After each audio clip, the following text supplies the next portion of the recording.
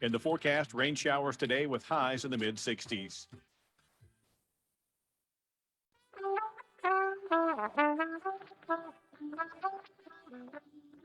This is Charlotte Talks. I'm Mike Collins. Latino students make up the fastest growing population of students at Charlotte-Mecklenburg Schools. They number 40,000, and that number is growing. Many have long faced cultural and language barriers that pose obstacles to education success, but the pandemic has really taken a toll. Like many students, they have fallen behind. But in this case, members of that community believe this has created a state of emergency, and that is why WFAE and La Noticia have been exploring the topic all week in a special bilingual series, Breaking Barriers, Challenges, and Opportunities for Latino Students. To help us go a little deeper, two of the reporters on that series are with us for the hour, and Doss Helms is WFAE's education reporter, and Maria Ramirez Uribe is a Report for America Corps member covering race, equity, and immigration for WFAE and for La Noticia. Welcome to you both. Good morning. Good morning. Good morning. Nice to have you here. Nhora Gómez-Saxon is a Spanish teacher at South Mecklenburg High and a member of the Latin American Leadership Education Committee. She is not here on behalf of CMS, but to share her personal experiences over the last 20 or so years within the system as a teacher and a member of the Latino community. Welcome to you. Thank you for being here. Thank you, Mike. And Alba Sanchez is manager at the Immigration Welcome Center for the Latin American Coalition. Thank you for joining us as well. Good morning. Good morning. Pleasure to be here. So, Anne, let me start with you. Near the beginning of this school year, test scores revealed major problems for lots of students resulting from that year of online remote education that we went through during the pandemic.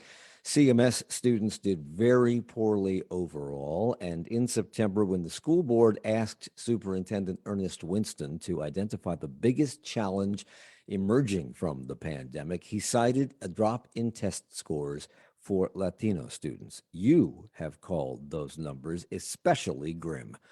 Were Latino test scores following that year of online education that much worse than they were for other students, other student populations, or is there increased concern because they now represent, Latino students now represent a majority of students in the system? Well, it's all of the above, because they don't represent a majority of students in CMS, but they are a very significant population. And of course, the drops for everybody were troubling.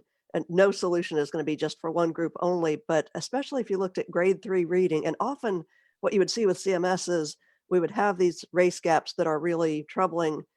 But when you compared same groups, they would be doing a little better than the state. But third grade reading scores, it dropped to, for Latino students in CMS, only 21% had hit basic proficiency. That's just basically barely grade level, and not quite 14% were at that college and career ready level that is considered you're really on track. And that third grade reading is such a foundational step for everything. And that was 21% basic proficiency in CMS versus 30% for Latino students statewide, 14% college and career ready in CMS versus 20% for Latino students statewide. No, nobody's doing great. I mean, this is not a thing that CMS has uniquely created or allowed a problem to exist. This is a statewide, nationwide problem that is amplified in CMS because the numbers are so big here. And CMS overall didn't do as well as most other systems in the state, not just with Latino students, but with all students. Why is that? Well, everything is complex, but we know that CMS did have a very interrupted year during the past school year. A lot of time spent learning at home. There were some good reasons for that. You know, the pandemic was creating a lot of uncertainty, but in general, and again, we're talking degrees. Everybody saw a big drop for all racial groups, but CMS did seem to see a larger drop. You know, instead of being ahead of the state on some same group comparisons, it's about the same or in a few cases below. So 85% of CMS Latino students fell short on reading, 87% fell well below the mark in math. Nhora Gómez-Saxon, you're on the front lines. You're a teacher in the schools among these folks, and you've called this situation. You're the person that called this situation a state of emergency. Specifically, you said that the way in which this pandemic affected the Latino community and students was, quote, very, very, very bad. So we were behind, but now we're in a state of emergency. Explain that. That is correct. And as Anne was saying, only 21% of our students in third grade are reading at level third grade. That is very poor. And that is the foundation, as she will mention it, because those students will struggle all their lives at school. If they don't have an intervention to break that cycle, they are going to struggle and maybe they will drop out at high school. As you mentioned it before, I teach at high school, and my school has one of the largest Latino populations in the system, and we are struggling. For just to mention some data just pertinent to our school, we have, after the pandemic, we have great numbers of absences. And on top of that, when we call the parents, they are working, they are not aware of those absences. So yes, we are in trouble, but we are not here to point out whose fault is this. We know the problem, we know why, how come we are here. Now we have to solve this problem. And I am calling to the Latino community, the community in general, CMS, parents, and we have to sit and come up with amazing solutions for an amazing time. This is our opportunity to show how resourceful we are and how invested we are in the students' education. Maria, this performance, this low performance, is of concern to obviously the students whose lives, their futures depend on this in many ways. It's also concerning for their parents. But it's a big concern for CMS because you point out in this series the success of CMS rests heavily on how its Latino students fare. Almost all students suffered during that year of online education. A lot of parents struggled to help their children through that online period, either helping them get online, making sure that they were there for the classes, and then helping them to study. Was it worse for Latino students and parents? And if so, why? Yeah, so like Anne has mentioned, this is a complex topic, right? So this was a difficult time for everyone. I think we can all acknowledge that we've all struggled over the past 2 years. But when you add in language and cultural barriers, it just becomes more difficult naturally. So for example, in the story that we worked on, this is the first part of the series, I spoke to a parent who was really trying to stay involved in her son's education. He's a 10-year-old at an elementary school in CMS. And she mentioned, she went to the school, she picked up the laptop as she was told to do. The instructions were given to her in English. She does not speak English, so it was really difficult for her to understand. She talked about meeting with other neighbors because all of the kids went to the same school. They couldn't figure it out. Eventually, a CMS employee spoke to them in Spanish, but she said it was really difficult over the phone to comprehend. It's important to note also, this parent only has a first grade education herself. So not only do you have a language barrier, not only do you have a cultural barrier, but there's also a barrier in the level of education she has. So even though they're speaking to her in her language, she isn't comprehending what they are telling her. It was the first time her son would have a computer at home. So they also don't have the experience with technology. Eventually, she had to go to the Latin American Coalition, and she thankfully already had this relationship built with them. They had helped her previously when it had been really difficult pre-pandemic to get her son enrolled in school because of the language barrier. And it was there that she found that support to get her son connected and in class. But this, again, it just is an accumulation of barriers, one after the other. And throughout the school year, while they were virtual, as we all know, Zoom sometimes doesn't connect. the Wi-Fi sometimes drops, sometimes the codes don't work, the passwords. How do you communicate with that with a teacher if when you call the school, there's no one who speaks Spanish? So she said that she finally got the phone number of the teacher specifically, and she would text this teacher, her son's teacher. And she thinks this teacher is just using Google Translate to communicate back and forth with her. And that's kind of how they've managed to get along over this past 2 years. Alba Sanchez, you're the manager of Immigration Welcome Center at the Latin American Coalition. I know you can't speak with complete 100% confidence to this next question, but there seemed to be the experience that Maria spoke of that parent who has a first grade education, who doesn't speak English, and who was trying desperately to communicate with CMS, can't understand the Spanish on the phone that they are speaking to her, can't read the instructions in English that they've given to her. Is she an outlier, or is her experience the norm for a lot of people who are newcomers? Yes, unfortunately, is the same experiences for many Latino parents. Maria summarized very well the situation for many Latino parents. And she mentioned about the background of this lady. She just finished first grade. Many of the Latino parents are facing that situation. They did not complete the basic, elementary school. They cannot support their kids. And in the top of that, they have this issue with the language. So it's the situation many Latino parents are facing every day. And Nhora, you're in the system. You deal with both sides of this equation every day and have for years. In this series that WFAE and La Noticia produced, you talk about how you personally tested the system by calling schools to see how they would respond to you, and you called them as a Spanish-speaking parent. What was your experience? Horrendous. At that time, pre-pandemic times, I was teaching at UNCC, and I used my students to, at the same time, make phone calls. We divided the schools, and everybody was calling, Español, por favor. I think, if I remember well, it was 5% of the schools had somebody or a plan for a parent who doesn't speak English, and they are calling. They are calling because they need communication. They are calling because the student is in trouble getting to school, or is going to be late, is going to be absent, is sick, needs attention from the teacher, and the communication doesn't go through because the dialogue bridge doesn't exist. That is why one of my proposals is, let's hire bilingual personnel.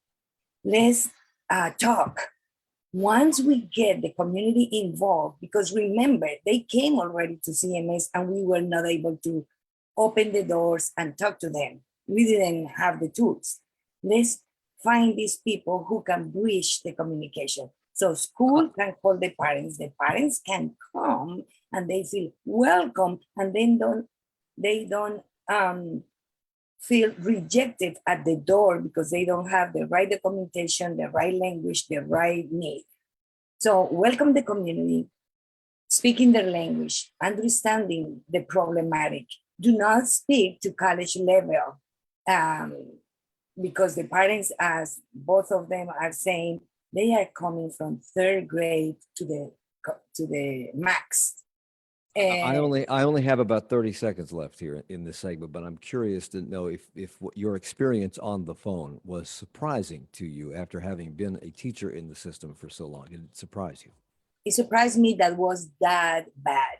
I knew it was bad, but not 5% of our schools having the right tool to get to the population. This program is not an indictment at all of CMS. They have significant hurdles to overcome here, and we invited them to have a representative on the program. They could not provide one, but they did provide a statement, and I'll share part of what they said in just a moment. Stay with us.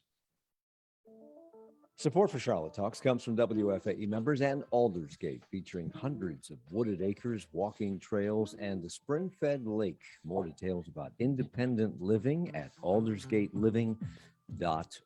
Tomorrow, believe it or not, is Friday. Seems like it just came 7 days ago.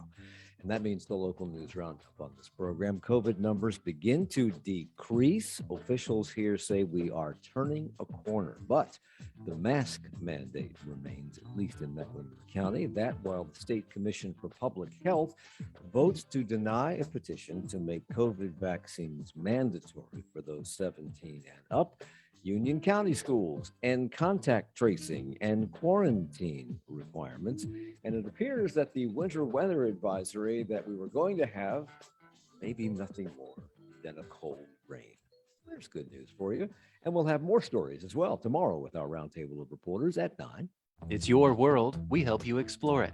Germany has not joined NATO countries in sending defensive weapons to Ukraine or other military support around the region. It's your community. We help you understand it. Stacey Lowry, director of Mecklenburg County Community Support Services, says previous plans focused only on preventing certain types of homelessness. WFAE's Morning Edition is an essential way to start your day and stay connected to your world. Weekday mornings from 5 to 9 on 90.7 WFAE. It's Charlotte Talks on listener-funded 90.7 WFAE and 90.3 WFHE. I'm Mike Collins. We're talking about the situation with Latino students at CMS, and they're falling behind as a result of this year of online learning, but more importantly, the problems that have existed for years and continue to exist in terms of being able to communicate. Nhora Gómez-Saxon, the Spanish teacher at South Mecklenburg, is with us. She has characterized this as a state of emergency. She's here along with Alba Sanchez, the manager of the Immigrant Welcome Center for the Latino American Coalition. Maria Ramirez Uribe is the race and equity reporter for WFAE and La Noticia, and Doss Helms is our education reporter here. Together, they have collaborated on a series of reports on this problem that have appeared bilingually in both our radio station and that publication, La Noticia. We were not able to get somebody from CMS to join us officially, and Nhora is here on her own. But they did send a statement late yesterday afternoon. Let me read a part of it because it's very long. Charlotte-Mecklenburg Schools, they say, like many large urban school districts, serve students and families from diverse backgrounds. We need to provide equity of opportunity for all. Specifically for our students and families of Latinx backgrounds, we have a comprehensive effort reaching across a number of departments that is designed to help us keep families engaged and improve student outcomes. We are committed to this effort and will work tirelessly to complete the tasks at hand. The district, they say, is hiring Spanish bilingual family advocates and interpreters for the following languages: Vietnamese, Nepali, French, Dari, Burmese. CMS has allocated 38 Spanish-speaking family advocates and has hired 15. This differs. This differs from what? I think from the No, numbers they they finished the provided me sentence. earlier, the numbers Currently keep seeking changing. 23 Spanish bilingual family advocates and 5 non-Spanish interpreters in Vietnamese, Nepali, French, Dari, and Burmese. And they have moved their manned language assistance line to an automated service to connect with families 24/7 for those who must communicate in languages other than English. And finish that sentence. This differs. What does that mean? Oh, I think, I'm not sure because I just read it late yesterday afternoon, like everybody did, but they had provided me numbers that were very similar, but not precisely like that. You know, anything in an organization that big fluctuates. So the total number allocated and hired, I have seen a range of different numbers, but clearly they are trying to add to these kind of positions. It's similar to the position of the person that Maria profiled in the second day in Burke County.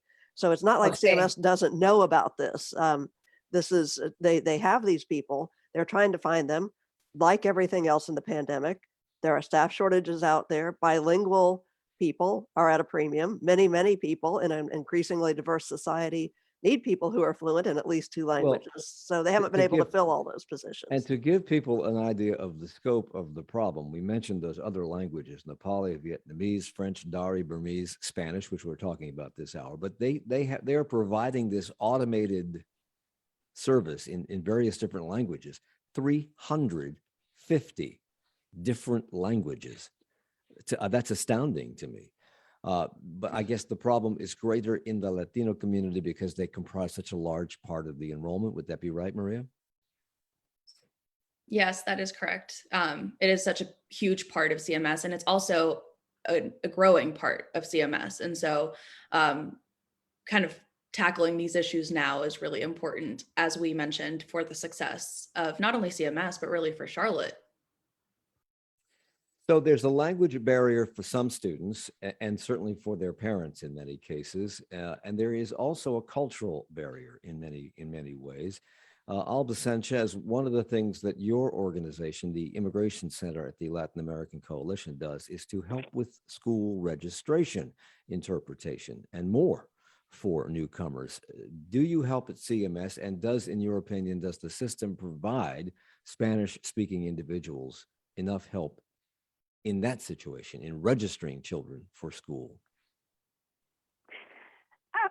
I believe they do, because we communicate a lot with the international department at the CMS. And when I have an opportunity to meet with people, and not only talking by phone, but also face to face, that have a passion to serve the Latino community, I have seen that they do everything they can to assist the Latino families. But you mentioned it's not just the language barrier, it's the culture. Many of these families, Maria mentioned before, and many of these families are newcomers, and that's what I see. I want to talk on my perspective as a parent. They just come into a big country. They don't know the language. They don't have family members. They coming from many of them coming from rural areas where they ever have a computer. So it's overwhelming for them, all these systems. It's not just the language, it's the kindness of the teacher or the staff to really try to work and understand their needs. And also, I don't expect the CMS to do everything. But I have personally offered my help a few times. And I went to drop some of my business card to some closest schools down here, offered them if they have a with the Latino, nobody calls. Say that, I'm sorry, you broke up. Say that again. For him. Say the last couple of sentences again, because you broke up. I'm sorry. I mentioned it's not just only the language, it's the parents of the coming here, the challenges they have, not just to communicate, but also the empathy sometimes they receive from the staff. What I mentioned before, I have often held times since the Latin American station. I will drop some of my business card. And then if you don't help with the families, shout to us. We know the culture. We speak. We're having a connection problem. We're having a connection problem. So you're dropping out a lot. We'll see if we can work on that and get back to you in just a couple of seconds, because we can't really. That's not your fault. It's not your fault. It's the world in which we live today, I guess. And for the longest, this is part of the change that so many people are worried about in this country, which has led to the political unrest that we're all going through right now. Because and for the longest time, there was very little need for most people living in this country to speak anything but English. And suddenly that is changing rapidly. It wasn't until 2020 that Hispanic students outnumbered their white counterparts for the first time, a gap which grew larger and larger as the years went on, as both the number of white and Black students declined within CMS and other public school systems. The growth in the number of Hispanic students has been growing, though, for a long time. And you've described it yourself as a slow-moving emergence of a Latino presence that doesn't always get a strong voice. And you were writing about this before you joined us. You were writing about this when you were still at the Charlotte Observer back in 2016. Should the system have seen this coming and done more to prepare for it? This is a big wave. Yes, and I don't think that they were unaware of this. I think, whether they prepared adequately is another question, but they've been aware of this. And I actually remember at one point, and I think I was with the Observer, and I wrote a story about the large number of English as a second language families, which is, families where English is not the primary language in the home. And I described it as a challenge for CMS, which is true. There are many, many things that have to happen to support those families. But one of the school board members said, maybe you should be describing it as an opportunity, because this enriches the whole system. And I think that is one thing to always focus on, and not just, oh, these poor kids, oh, these poor families. It's such a problem for those of us who have more advantages. They're bringing in a lot of rich culture, a lot of opportunities. And like you said, you know, I grew up, I took Spanish classes in school, but I never learned to really speak it. I think all kids are enriched by exposure to a lot of different cultures. So it is a big challenge. I think that, you know, and we talked about the numbers, they put out their English as a second language report, and about 35,000 students come from homes where Spanish is the primary language. The next largest number is about 1,000 Vietnamese. So that's kind of why we keep focusing on the Latino community, because the numbers are just so huge in proportion to all the other language minorities. So Nora, you conducted this experiment where you called various schools to see how they would respond to a Spanish-only speaking individual. What you found was not good, and it surprised you, but you've been teaching in the system and you've been in the trenches for a long time.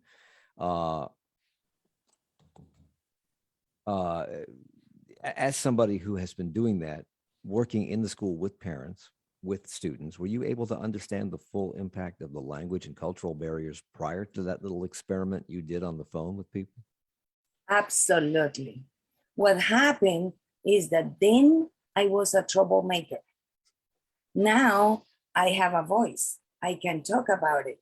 But when I anticipated and I saw it coming, we need translators. We need bilingual personnel at the main offices. That was a lot of information for people in charge. I don't know if they didn't believe, but remember, since 2008, we have been in a financial crisis in CMS. I don't remember 1 year that we have enough photocopies or enough personnel or extra teachers or extra personnel. So we have been struggling at schools for a long time. This pandemic, this situation magnified the problem. And always the chain is gonna break by the weakest link, which is the poor and the less prepared. In this case, the Latino community, that just happened to be 40,000 kids. That's a lot. And all the information that you are sharing I saw it coming. We saw it in our schools. But another thing is that, and it's not criticizing CMS. I believe in the cause. I believe that we are trying our best. The ESL, EL departments are magnificent and they are working very hard. All the credit to them. But we were not prepared. We were not prepared. So they're behind the 8 ball, Maria, at CMS, whether it was their fault for not seeing it coming or whether it's because they have been chronically underfunded in various different areas, not just in helping people who don't speak English. And Nora has mentioned the need for more bilingual speakers at the office level to help parents and young people. But it isn't that CMS is doing nothing. They are trying. They have a goal of hiring 34 Spanish-speaking family advocates. And at the time of the broadcast of that story, 16 of those jobs had been filled. They also face a shortage of Latino teachers and administrators. And they say in that memo that they sent to us that the central office employs bilingual counselors, bilingual social workers, and bilingual instructional staff folks. Why is it still a problem then? If they say they got these folks, but they can't get enough of them, how will they ever find enough, particularly in this job environment? I mean, I think kind of as I feel like I'm always mentioning, this is obviously a very complex topic and a complex. Yes. So clearly it's not that CMS isn't trying to work through this issue. However, first of all, the numbers are huge. So, 2, 3, 4 people working in an office are simply not going to be able to work with that large quantity of students at CMS that need this support.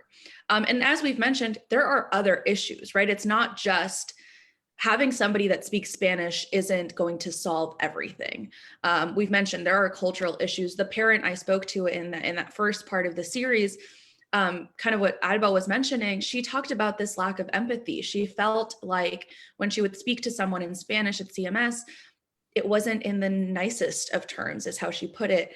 There was this kind of frustration because of her lack of understanding. And so there was this, it was not just a cultural barrier, it was not just a language barrier, but it was also this sort of empathy barrier, that she had come from a very different situation. She didn't make it past the first grade. She also, her brother, she told us, was murdered, and that's why she came to the US. So she's gone through trauma. So there are all of these, psychological issues building up into all of this. And so it's not just that you need to hire someone that speaks the language, but there are so many other pieces. And the reality is, and we mentioned this in the story, people who are bilingual are in high demand everywhere, right? I mean, I wouldn't have the job I currently have if it wasn't for me being bilingual. And so there are people that maybe are perfect for this job that are going elsewhere. That is And that correct. also- And you may get a better salary. And that leads into the problem that CMS and other systems around the country are having, and all industries are having. 4.5 million people quit their jobs last month in this great resignation that's been occurring as people reevaluate their career paths. And at CMS, they've had trouble attracting personnel, everybody from the custodians to the bus drivers to the cafeteria workers to teachers. On any given day, they're short about 200 teachers in the system. And if you can't find monolingual teachers, how are you going to find bilingual teachers, Anne? Well, actually, I think Nora's group may have some interesting thoughts on that, but it is a huge challenge. And as we've mentioned with the front office staff, that is essentially a clerical position that you could be competing with the banks and the healthcare systems and all that. And maybe you have somebody in your front office who has been trained to at least speak enough Spanish to get the right person. But guess what? COVID comes through and all of a sudden everybody's scrambled. So again, everything is amplified, including the stresses that people on the front lines in school are feeling. I have heard many people say there are great people at such and such school. The front office is wonderful. There's this, but on any given day, you don't know who's going crazy trying to do a job that's not normally their job. Alba Sanchez, we keep talking about hiring these people. I guess you have to hire teachers because they have to be vetted and they have to be particularly trained. But those people who help in the front office on the telephones, I would think could be volunteers. Are there people in the community who would be willing to fill those roles on a regular, sustainable, predictable basis? Yes, I was just going to mention that about the volunteers. Right here at the Latin American Coalition, we will not be able to assist our families just us. We have a lot of volunteers, great volunteers. And I do believe, and I know it's families, moms that are willing to help and support their families, their kids. But it's not an opportunity for them in the schools to be a volunteer. That's a conversation for a long time. And I think Nhora can remember this, about the documentation, about how they can be screened to be able to serve. But the situation is, if the CMS is not, don't have the capacity, they need to create an opportunity to find the ways to serve this community. We're going to talk about some suggested solutions. We're going to talk about maybe the need for greater representation of Latinos on the school board here and elsewhere, which might provide a greater understanding. And I want to talk a little bit more about the cultural barriers, not just the language barriers that exist, not just for Latino parents, but for all parents who are coming here from other countries and other cultures. We'll do that in a moment when we come back, as we talk more about breaking barriers, challenges, and opportunities for Latino students, the series that's been running here on WFAE. Support for Charlotte Talks comes from WFAE members and NC State Jenkins MBA, featuring full-time evening and online programs designed to give students flexibility to work and learn. Additional details at mba.ncsu.edu. For parents with young children, general pandemic anxiety has been compounded by the stress that accompanies school closures and childcare shortages. What's more, children under 5 are the last demographic in the country unable to get vaccinated against COVID. However, that might change soon because Pfizer is expected to receive emergency use of its vaccine for children under 5. They're going to be talking about the challenges that come with vaccinating children and examine the psychological toll the pandemic has taken on parents with young kids. Coming up in 20 minutes at 10 o'clock on 1A, and we will continue our conversation in just 30 seconds. Stay with us. I'm WFAE climate reporter David Borex. We're tracking the challenges facing Charlotte and other cities as they try to eliminate fossil fuels. I think that the goal is an ambitious one, admittedly, and it's going to be tough to meet. Keep up with all the latest climate news and subscribe to our weekly climate newsletter at wfae.org/climate news. Climate coverage on WFAE is supported by the One Earth and Salamander Funds. It's Charlotte Talks on WFAE and WFHE. I'm Mike Collins. All this week, WFAE News and La Noticia have been cooperating on a series of reports called Breaking Barriers, Challenges, and Opportunities for Latino Students, a bilingual series on both our air and in that publication, reported primarily by Doss Helms, our education reporter, and Maria Ramirez Uribe, a race and equity reporter for us and for La Noticia.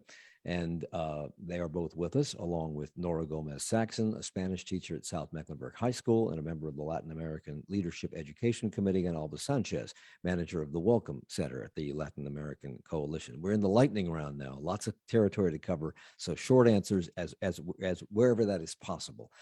And you say that there's a lack of Latino representation on the school board. These are elected seats. It isn't up to anybody to appoint these people, and you have to run for that office in order to get on the board. Is the problem here that Latino candidates aren't running, or not enough of those candidates who are running are being elected? A little of both. We haven't had a lot of candidates. We did have one, I believe, in the last round, and he did not make it. Jennifer de la Jara was elected. She herself is not Hispanic or Latino, but her husband is and her children. And she has very deep ties in the immigration, working with immigration. So she has been sort of a voice. There was actually an appointment that was available a few years ago, and there was a Latina candidate for that. This is when when somebody resigns and the board gets to appoint someone, there was a deadlock between a Black potential appointee and a Latina potential appointee, and they resolved it. That was when Ruby Jones actually ended up as the compromise candidate. So there are people out there. I think this is still a community where the Latino voice is emerging. It's not as strong as potentially a community where there are generations and generations, but we're going to have a school board election this fall. So I'm going to be very interested to see who jumps into that and how they do. And this series expands beyond CMS. Maria, I know that you ventured into other counties, including Burke County. Is the need for Latino educators in those areas being met better or worse than outside Mecklenburg, or is it about the same? I don't know that I can make that sort of judgment call of whether it's better or worse, but we did highlight in the second part of the series a parent educator. Like we've mentioned, CMS does have these roles, but we highlighted him because he has received a lot of attention across North Carolina. The School Board of Education actually met with him and other parent educators at Burke County, and then put this report out and presented to the rest of the school board as a kind of success story, if you will, or a potential inspiration for other counties in North Carolina to follow what they've been doing. So we did highlight his story, but I don't know that I can say they're doing better or worse. Alba, there is this cultural barrier, and the fact that systems here are different than they are in other countries. I think that's probably the true of any country. When you go from country to country, even if they're next door to each other, the systems are different. So school systems are different. What kind of help do parents who don't speak English need in terms of understanding how to navigate CMS? I think one of my recommendations that I sent you was that I believe, again, as a parent, that it would be very helpful for Latino parents to have some mandatory, and I say mandatory because I know my community, sometimes it is not mandatory, they will not attend.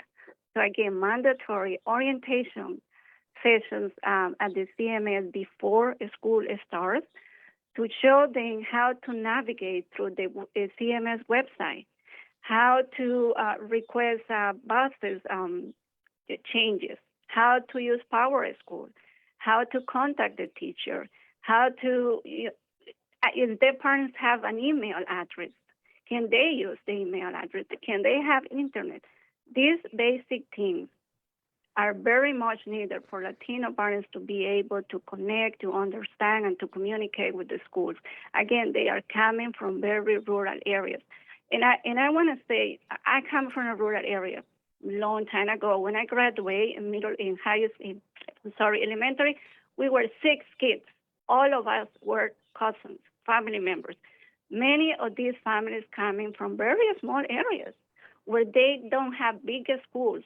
They don't have this big system. So for parents to be able to have some 1 or 2 sessions to understand how the system works in Spanish, I believe could be very helpful for them. Nhora. Yes, we used to have some sessions where we have a curriculum very, very well done, and we educate the parents about how to navigate through CMS, because it's a very complex, which is the word that we have been using a lot. It is complex, and we have great results. Somehow we didn't keep doing it, but it is imperative for us to make a call to our community and say, CMS need you. We are educating your kids, and we need your cooperation, your collaboration. This is a tripod, is parents, students, and CMS. We cannot give all this responsibility to the EL department or the Spanish teachers because it is complex. We need everybody. Just last week, Superintendent Ernest Winston pointed out that the system has not been very successful, not been doing a great job for Black or Hispanic students in getting them to take advanced placement or college level classes. In your opinion, Nhora, are these students falling through the cracks because of what we're talking about right now? The parents don't know what's available, don't know that their children should be on that track, and therefore they don't sign their kids up for that. Is that what's happening here?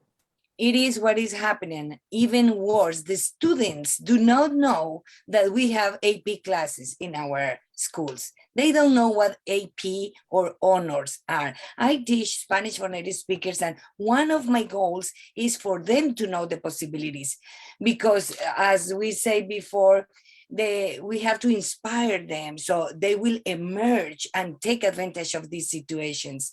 And we need more Spanish for native speakers classes, because if they speak Spanish, they are taking Spanish 1 or 2 as a second language, there is no more gain there. There is no gain, and there is no cultural awareness, and they don't know how to navigate in the same school. So it is a combination of things, but I just want to summarize everything, saying that we need support. Teachers need support. Parents need education, and come up with some interventions and participation in our schools. And Maria, here's another problem that we really haven't talked about, and that is that some of these students speak neither English nor fluent Spanish. You spoke with a boy named Pedro, who came from Guatemala, and when he arrived, he spoke only a Mayan dialect. He didn't speak Spanish.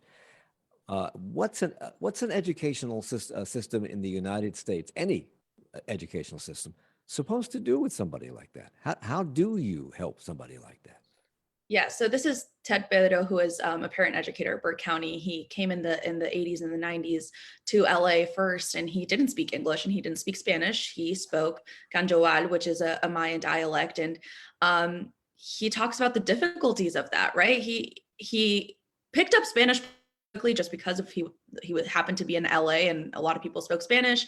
But that's kind of what has inspired him to now be a parent educator at Burke County, where there is a large Guatemalan population with a lot of different dialects. Now, there's a difficulty. Not every single person speaks the same dialect. So even though, for example, when I went there, he was meeting with a parent who his daughter had a heart condition. And so he was concerned about the COVID vaccine and if it could have a negative impact. So he comes to the school, meets with Mr. Pedro. And even when I walked in, right, I speak Spanish, it's my first language.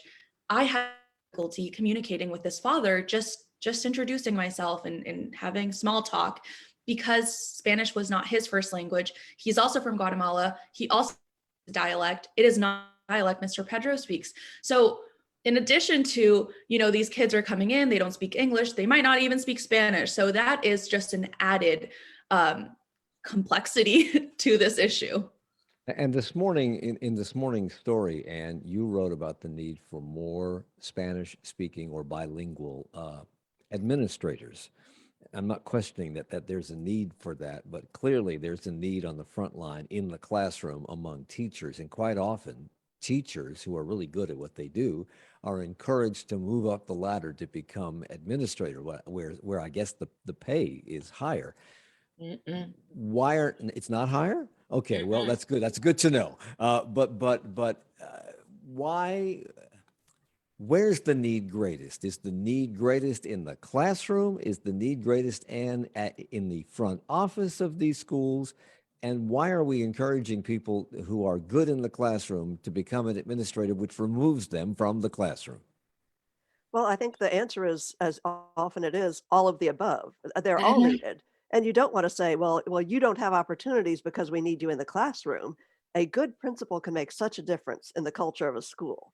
So I think that it would be great to have more, not just Spanish speaking, but actually Latino principals and people in higher offices, because then they could help change the culture. But I guess if you had to choose only one, that would be a very difficult question. So Latino students make up over a quarter of the enrollment population at CMS, 28.5%, 40,000 students and growing, and their percentage has not only grown because their sheer numbers are increasing, but the number of Black and white students has been declining. Whites make up 45% of Mecklenburg's population. They comprise only 25% of the students at CMS. Blacks make up 17% of the population in the county, 36% of the enrollment. Alba, one of your recommendations has been to make sure that every school has an Hispanic parent group. Are there signs of that happening? Alba Sanchez. Not that I know, Mike. I am not aware that is any PTA groups in Spanish. What would it take to make that happen? I think that it comes from the schools, inside the school, the principal, the community. I do think that was one of my suggestions. A PTA group can help Latino parents to understand, again, in their own language, how the system works, and to feel that they are a part of the school, because it's not boundary. It's not a bond between families, between schools. Every time, what I see here, or what I hear, a lot of families, they feel rejected. They feel that because they don't understand. They have their own limitations, the language limitation, the education limitation, but they also don't feel part of the school. Yeah. And I believe if they see more people, look like them, speak like them, understand their challenges, they are probably more willing to be part of the school and support their kids and support the school. That is Nhora. Yes, I wanted to add that school have some responsibility in it, but the parents too. The parents have to get organized and get presence in our classrooms and in our schools. We need everybody. And if we have to choose who to hire, teachers or main office, what about social workers, psychologists? Communities in School is a great organization that helps schools a lot. Latin American Working for Achievement, they are taking the students to the colleges. It is a complex situation, but we need everybody. Private organizations, we need everybody to think that this is our emergency. This is our problem. If we do not educate these kids, we are going to deal with the bad repercussions in 10 years. So it is everybody's problem, and it is everybody's responsibility. That is my call for today. Please come to school. Say, okay, I am good for this. How can I help? I am good for walking during lunches. how can I help? When can we come? And schools, please make it easy for volunteers to come. A few years ago, when my students were registering as volunteers, it took 1 or 2 months to be approved. Now we are changing that. Last week, one of the Davidson University students applied, and it was less than 24 hours. So we are learning, but we have to do it faster. We have to do it. Is that message getting across in the Spanish-speaking media, both in print and radio and other forms? Or because you're speaking into the wind here, if you want to reach these non-English-speaking parents, is it getting through on Spanish-speaking media? I don't think so, and Good we question. have to do something about it. Yes. Mike, I do want to mention again, I know that the show is going to end soon. Again, I bet the CMS to create a parent CMS orientation program for every parent that starts from kindergarten, preschool, kindergarten. Because if you create that foundation from the beginning, you will minimize these issues. But that is what is not happening here. And I'm willing to help in any way I can. And I know it's many parents that are willing to do it from their own personal experiences. Just that create that orientation. I'm sure, I cannot speak for Nhora, but I know Yes. people that we were willing to support, to give our time to teach this class. It can create a lot of, it can be great for our Latino parents to have that experiences, again, how the system works in the United States, the CMS, and how I can support my kids. Because every parent wants to support their kids. But if they don't know how to do it, you cannot expect from them what you are not given to them. That's Alba Sanchez, manager of Immigrant Welcome Center at the Latino American Coalition. She gets the last word. Nhora Gómez-Saxon, Spanish teacher at South Mech. Maria Ramirez Uribe with WFAE and La Noticia, and Doss Helms with WFAE News. Thank you. Charlotte Talks with Mike Collins is a production of 90.7 WFAE. Support for Charlotte Talks comes from Mazda of South Charlotte. Our